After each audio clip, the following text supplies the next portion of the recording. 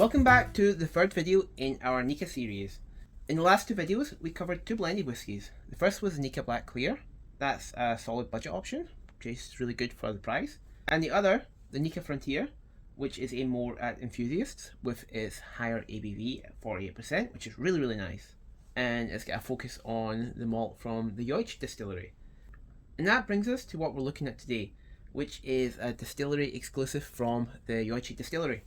This isn't their standard lightly peated single malt, but rather it's a special release that you can only really get if you visit the Yoichi Distillery where they sell this. Meet the Yoichi Peaty and Salty.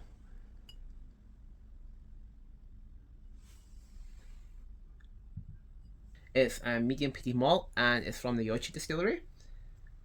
It's going to be a lot more peaty than the standard Yoichi, but it shouldn't be a peat bomb like an Islay whiskey. More in line with, I guess, something like Talisker, which is a medium peaty whiskey. Complex, but coastal vibe, you know? Not overwhelming. It's actually been a long time since I've had this, to be honest. Anyway, it's been a while since I've tried this, so I'm kind of excited to try it again. It does not carry an age statement. That's one important thing, which is typical for most Japanese whiskies these days, especially after the Japanese whiskey boom of like around about 2014, which basically depleted most of the stocks of aged Japanese whiskey. There was an age statement version of this that was released many years ago, but it was discontinued with pretty much everything else that had an age statement. I mean, they do have the Yoichi 10 again, but for a few years it was really hard to get anything with an age statement. On another note, this whiskey is pretty damn strong. It's not cask strength, but it's as close as you'll ever find a Japanese whiskey that's not a single cask getting there. It's pretty close.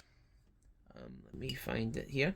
So as you can see on the bottle, it does say 55%.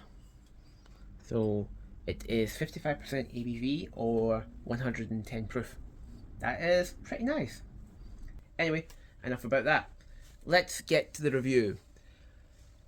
Now, one of the biggest tasks I'm going to have is trying to open this bottle. It's been a long time since it's been opened, so I remember the screw cap tends to get pretty tight if you leave it closed for a long time, so let me try. Okay. Yeah, that happens.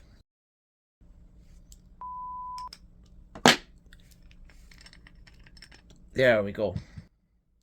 That was embarrassing. If you leave it for a couple of months unopened, the cap just gets really tight for some reason. Anyway, it's time to get to the review.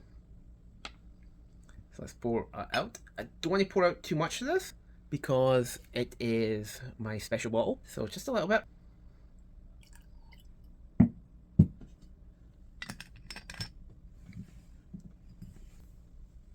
So appearance wise, see here, it's got a nice golden colour to it. It might just be a little bit lighter than the other Nikkas I tried, but still same golden colour for the most part. No idea if it is coloured, but I'm going to assume that it probably is. Correct me if I'm wrong, but I don't think it's mentioned on the bottle that it's not, if it's coloured or not, so always assume that if it doesn't say, it's probably coloured. Chill filter, again, I'm not sure.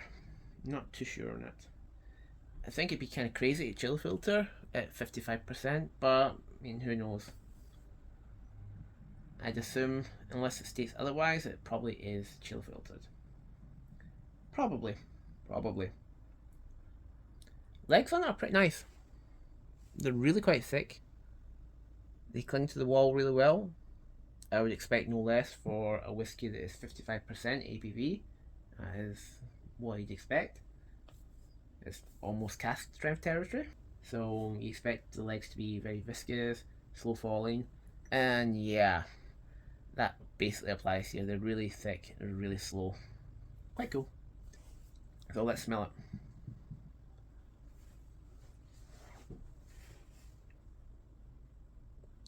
Wow, that is smoky. That is very smoky. It's like, kind of like smoked salmon in a way. The aroma is like thick and oily. Kind of like a gas station in a way. That kind of oily, gasoline type note. It's like it's sticking to my nose hairs. It just won't let go. I'm getting some green apple there. Sea brine. You know, like you would get from just like being at the coast, I guess. Yeah, behind that is some malt. Well, again. It's funky though. It's quite a funky malt. Yoichi's quite interesting like that. There's also some orange peel as well. Some pears. Dare I say, I think I'm even getting like a little bit of dark chocolate too. Yeah, there's some dark chocolate there. But when I say dark chocolate, I'm not meaning something like, you know, like those supermarket brand dark chocolates. No, I'm like talking about the good stuff.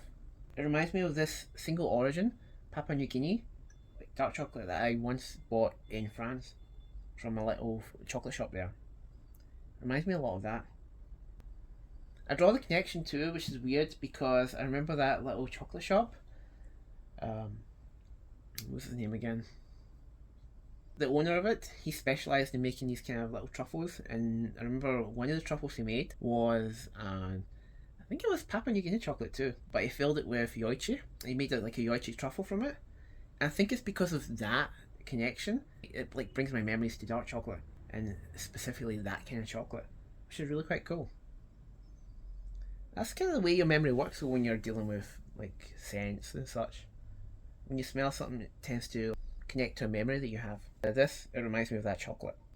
But I mean, everyone's different. Everyone gets a different sensation whenever they try something like this. Whenever you try a different whiskey, not two people are going to have the same kind of memory to draw on. So everyone's going to like perceive everything slightly different from another person. Yeah, that chocolate with a volcanic funk to it, like a slightly sulphury note. Yeah, I'm definitely getting that in it. It's really cool. Really, really cool. It's not as coastal as I remember. There's a bit of sea salt there, sea brine, but it's not like I remember it. But I'm also like getting something that reminds me a little bit of Calvados as well. I'm not sure why. It sounds weird, but like I'm getting like a certain like acidic feeling that's sort of tingling my nose as well. That I usually get when I'm like sniffing or nosing a Calvados. I do like it, and I think it's probably one of the reasons why I savour this bottle as much as I do. Okay, let's try the palate.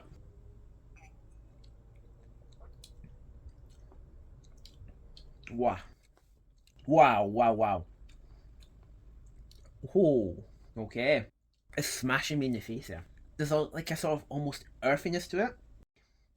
It's weird. It's almost like a meaty. It's almost like a sausages and a barbecue type smoke that's got going on.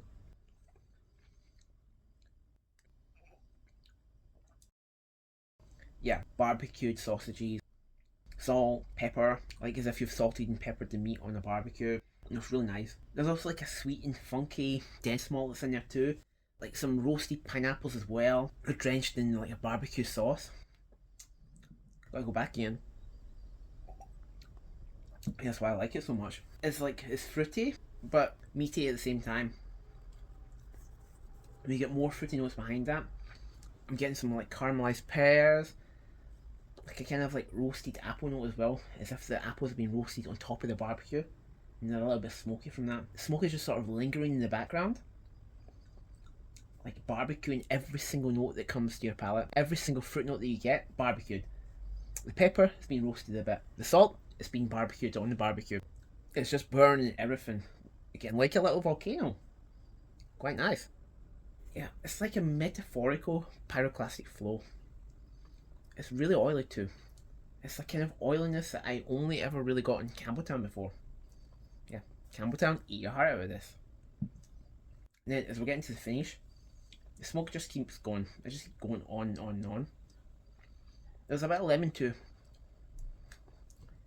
But there's a sort of caramel sweetness as well that's clinging to my tongue as well. The finish is long. Caramel, lemons, smoke. That's what you're getting here.